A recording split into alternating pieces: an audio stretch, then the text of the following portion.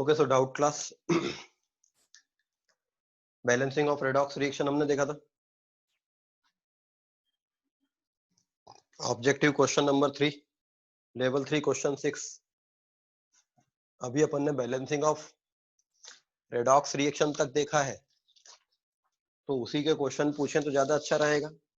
आगे के क्वेश्चन अभी क्यों पूछ रहे हैं?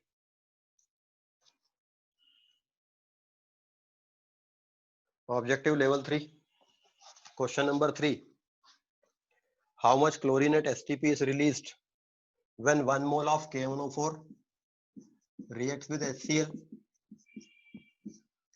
KNO4 HCl से रिएक्ट करता है। KNO4 ऑक्सीडाइजिंग एजेंट है। HCl को वो ऑक्सीडाइज करके क्लोरीन लिबरेट करेगा। सर ये क्वेश्चन गैसियस स्टेट से। तो गैसियस स्टेट और क्यों पूछ रहे हो? तो गैसियस स्टेट के समय पे पूछना चाहिए था ना। जब हम स्टोइचियोमेट्री पढ़ रहे हैं तो आप गैसियस स्टेट क्यों पूछ रहे हो?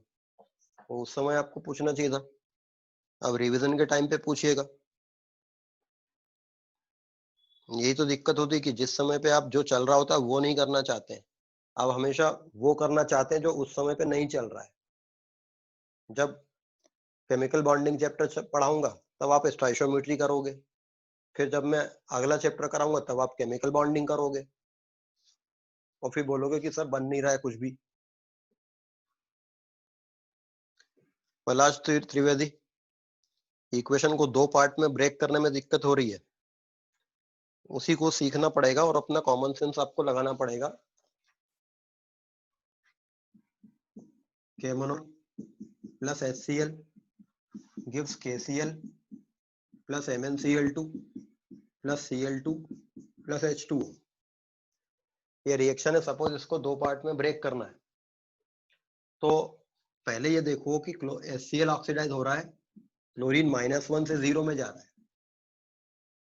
तो जब हम ऑक्सीडेशन हाफ इक्वेशन लिखेंगे तो हम वो सब्सटेंस लिखेंगे जो ऑक्सीडाइज हो रहा है और ऑक्सीडाइज होकर वो जो चीज बना रहा है।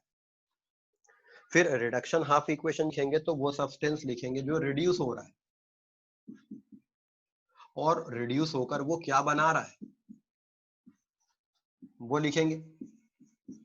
मगर हमको इस बात का ध्यान भी रखना पड़ेगा कि हाइड्रोजन और ऑक्सीजन को छोड़कर बाकी एटम बैलेंस कर सकने लायक चीजें वहां हो। यहाँ पर मैग्नीज बैलेंस करने के लिए मैग्नीज है, बट पोटेशियम बैलेंस करने के लिए यहाँ कोई पोटेशियम नहीं है, तो यहाँ से आपको KCl ले लेना चाहिए। फिर क्लोरीन बैलेंस करने के लिए आपके पास में यहाँ क्लोरीन नहीं है, यहाँ से आपको HCl ले लेना चाहिए। हाइड्रोजन और ऑक्सीजन को छोड़कर बाकी एटम बैलेंस कर सकने लायक चीजें आपके पास में होनी चाहिए। एक्सक्यूज मी सर जी, एक बार आप बता देंगे कि सपोर्टिंग सब्सटेंस कैसे जज करते हैं, कि मतलब कौन सा है सपोर्टिंग सब्सटेंस? किसी रेडॉक्स रिएक्शन में वो सब्सटेंस जिसका ऑक्सीडेशन नंबर चेंज नहीं हो रहा है, क्योंकि वो सब्सटेंस जिसका ऑक्सीडेशन नंबर बढ़ रहा है वो ऑक्सीडाइज हो रहा है, जिसका ऑक्सीडेशन नंबर घट रहा है वो रिड्यूस हो रहा है। तो वो सब्सटेंस क्या कर रहा है जिसका ऑक्सीडेशन नंबर चेंज ही नहीं हो रहा है? वो चार्ज बैलेंस करने के लिए, वो आयंस को बैलेंस करने के लिए मीडियम में रहता है।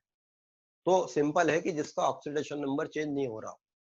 हालांकि इस रिएक्शन में जो एग्जांपल अभी मैंने दिया, इसमें ये जो HCl है ये ऑक्सीडाइज हो रहा है, मगर ये HCl सपोर्टिंग सब्सटेंस भी है, क्योंकि इसका क्लोरीन को अगर हम इसको और इस क्लोरीन को देखें तो ये बिना ऑक्सीडेशन नंबर के चेंज वाले आए। यहाँ पर ये HCl डबल रोल प्ले कर रहा है। इस रिएक्शन में चाहो तो आप HCl को 2 जगह लिख लो। ये वो HCl है जो ऑक्सीडाइज हो रहा है, और ये वो HCl है जो सपोर्टिंग है। इन दोनों में जा रहा है। उसका क्लोरीन ऑक्सीडेशन नंबर में चेंज नहीं दे रहा है। तो हमने यहाँ पर ये रिडक्शन हाफ इक्वेशन है और यहाँ HCl को ले लिया जो कि यहाँ ऑक्सीडाइज हो रहा है। तो कई बार ऐसा हो जाता है कि एक सब्सटेंस डबल रोल प्ले कर रहा होता है, वो ऑक्सीडाइजिंग एजेंट भी रहता है प्लस सपोर्टिंग भी रहता है।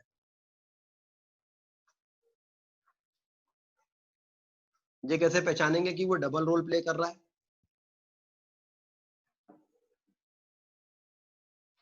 अगर आप इस रिएक्शन को देखो तो इधर जो HCl है,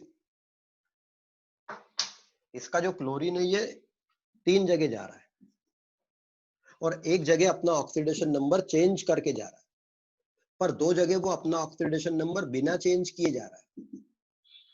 तो अगर वो कोई सब्सटेंस रिएक्शन में ऐसा काम करे कि वो ऑक्सीडेशन नंबर चेंज भी करे और बिना चेंज के भी कहीं जाए, तो वो डबल रोल प्ले कर रहा है।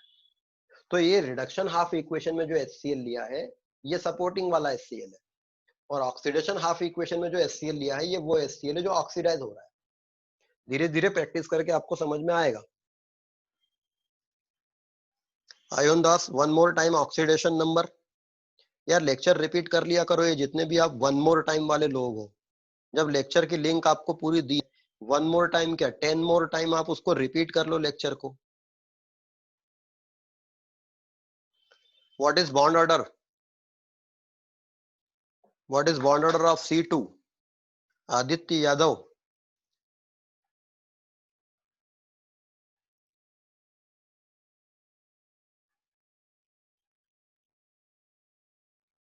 Aditya Yadav, Yes, sir.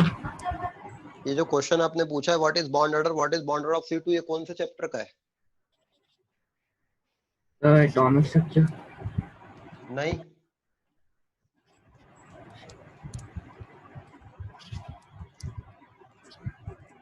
और एटॉमिक का है तो यहाँ क्यों पूछ रहे हो? अभी क्या स्टाइशियोमेट्री की डाउट क्लास है? पहली बात तो ये है। वो लेट ज्वाइन किया था। पर ये एटॉमिक स्ट्रक्चर का नहीं है, केमिकल बॉन्डिंग का है। Yes, sir. So, बाद में आएगा ये।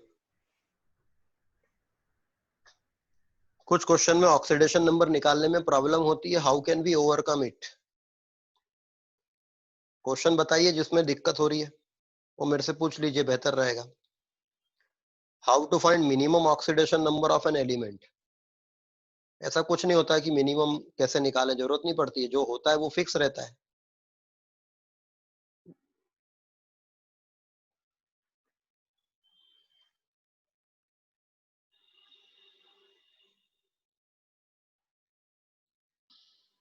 सर जो क्वेश्चन 2 का सेकंड वाला था जो असाइनमेंट में था, उसमें जो C6H5CHO था, उसमें C6 का जो ऑक्सीडेशन नंबर था वो -0.83 आ रहा था। C6H5CHO ऑक्सीडाइज हो रहा है डाइक्रोमेट आयन से। वेबसाइट पे भी है। और C6H5COOH में क्रोमियम 3+ आयन बन रहा है। इसमें आप एक काम करो, ऑक्सीडेशन नंबर जो निकाला है वो कितना आ रहा था, जो भी सर आपने बोला, 0.83 और आप -0.83। ये देखो कि 0.83 आ रहा था, यहाँ पे कितना आ रहा था? सर सेम आ रहा था -0.83। ऐसा हो ही नहीं सकता है।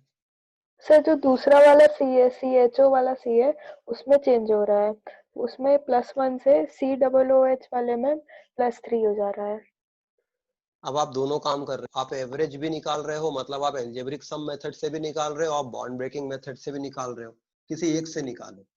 यहाँ पर +1 से ये +3 हो रहा है, बाकियों को इनका किसी का चेंज नहीं हो रहा है, ये ऑक्सीडाइज हो रहा है, दैट्स इट। हमको समझ में आ गया। तो हम ऑक्सीडेशन हाफ इक्वेशन में ये लिख लें, फिर ऑक्सीडेशन नंबर से और आगे हमको कोई लेने देना नहीं है ना। ये हमारी ऑक्सीडेशन हाफ इक्वेशन हो गई और ये हमारी रिडक्शन हाफ इक्वेशन हो गई। बस ऑक्सीडेशन नंबर का काम खत्म। उसका काम तो इतना ही था कि वो बता देता है कि ऑक्सीडेशन हो रहा है कि रिडक्शन हो रहा है, तो बढ़ रहा है ना। अगर आपने अलजेब्रिक सम मेथड से इसका 0.83 निकाला तो यहाँ पक्के से 0.83 से ज्यादा ही आ रहा होगा। एक बार निकाल के देख लेना, 0.83 से ज्यादा आएगा। Okay sir, thank you sir. ठीक है।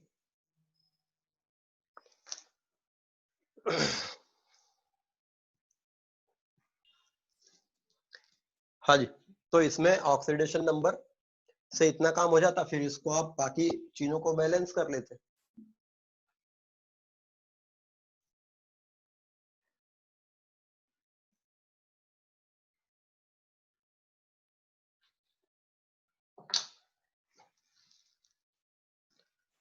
असाइनमेंट सेकंड का 4th ये सारे असाइनमेंट्स के वीडियो सॉल्यूशन डले हुए हैं, वहां से देखिए।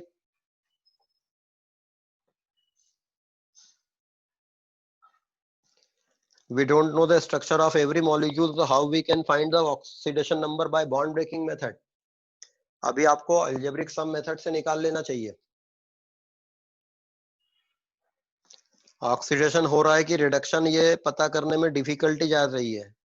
सिंपल सा तरीका है, अगर ऑक्सीडेशन नंबर इंक्रीज हो रहा है तो ऑक्सीडेशन हो रहा है, अगर डिक्रीज हो रहा है तो रिडक्शन हो रहा है। तो आप ऑक्सीडेशन नंबर निकालिए पहले। Cl2 का ऑक्सीडेशन नंबर चेंज हुआ है, ये कैसे पता चलेगा? हमने ऑक्सीडेशन नंबर कैलकुलेट करना क्यों सीखा?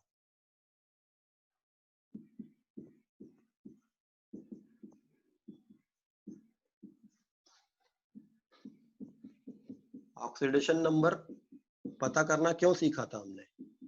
इसीलिए तो सीखा था कि हम ये पढ़ सके। यहाँ पर क्लोरीन का ऑक्सीडेशन नंबर क्या है? हाइड्रोजन का +1 plus x equal to 0, x equal to -1।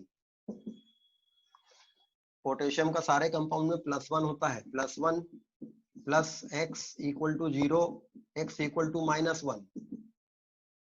Manganese का एसिडिक मीडियम में मैग्नीज +7 से +2 पे जाता है, तो हमें पता मैग्नीज +2 पे है, +2x equal to 0, x equal to -1। Chlorine यहाँ एलिमेंटल स्टेट में है, एलिमेंटल स्टेट में ऑक्सीडेशन नंबर 0 माना जाता है। तो अब आप देखिए क्लोरीन का ऑक्सीडेशन नंबर यहाँ चेंज नहीं हो रहा है, यहाँ चेंज हो रहा है।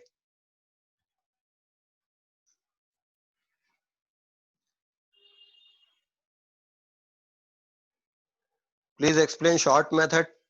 पहले लॉन्ग मेथड करिए, फिर शॉर्ट मेथड से करेंगे। ऑक्सीडेशन नंबर ऑफ क्लोरीन अभी तो बताया। अथर पांडे असाइनमेंट सेकंड का V या फोर्थ सॉल्यूशन मैंने डाल रखे हैं, वीडियो सॉल्यूशन।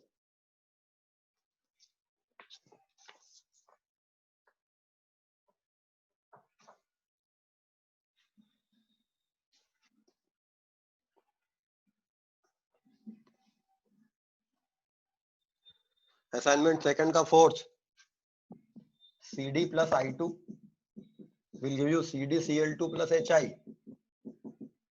यहाँ पर कैडमियम 0 से +2 में जा रहा है, आयोडीन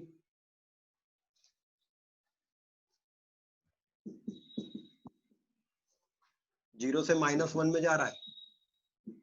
कैडमियम ऑक्सीडाइज हो रहा है, आयोडीन रिड्यूस हो रहा है। क्लोरेलेंस करने के लिए यहाँ पे सपोर्टिंग सब्सटेंस HCl ले लेंगे, ये इनकी हाफ इक्वेशन बन गई। फिर इसको बैलेंस कर लीजिए।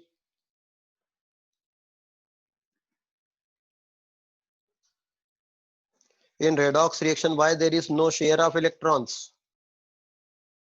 शेयर ऑफ इलेक्ट्रॉन्स बाद में देखेंगे, अभी तो इलेक्ट्रॉन लेन देन पे ही काम करिए। My school is conducting test in MCQ format in which they are also asking chemical bonding and periodic table chapter, how to study them.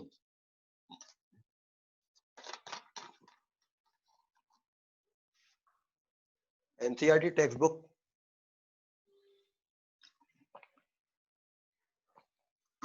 से इन दोनों चैप्टर्स को पढ़ लीजिए स्कूल के लिए, और स्कूल में जितने क्वेश्चन आते हैं उससे करिए। नेक्स्ट चैप्टर हम लोग केमिकल बॉन्डिंग करेंगे, क्योंकि ये चैप्टर काफी लेंदी चैप्टर है, तो इतना 1-2 दिन में नहीं बता सकता मैं 1-2 बार में कि ये कर लो। तो अभी आप उनको NCERT बुक से पढ़ लीजिए, जो डाउट आते हैं उसमें वो पूछ लीजिए मेरे से। और कोई डाउट?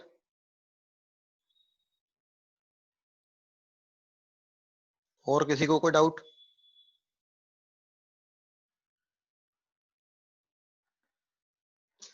ऑक्सीजन ऑक्साइड है या सुपर ऑक्साइड पर ऑक्साइड कैसे पता चलेंगे? ये धीरे धीरे आपको पता चलेगा। मैक्सिमम ऑक्साइड होते हैं, कुछ पर ऑक्साइड होते हैं, ये आपको याद रखना पड़ेगा। H2O2, BaO2, Na2O2 ये सब पर ऑक्साइड है। KO2 सुपर ऑक्साइड है। इनके अलावा बाकी मैक्सिमम ऑक्साइड होते हैं। और कोई डाउट?